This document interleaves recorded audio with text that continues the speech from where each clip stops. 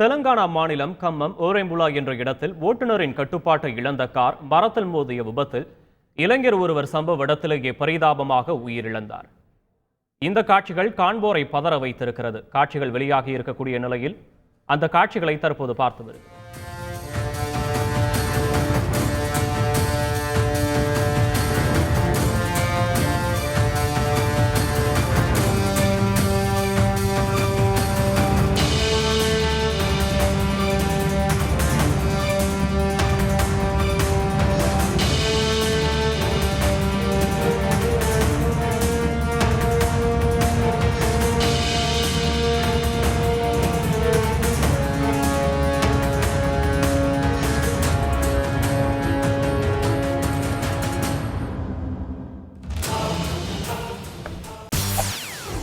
செய்திகளை உடனுக்குடன் தெரிந்து கொள்ள உடனே சப்ஸ்கிரைப் பண்ணுங்க.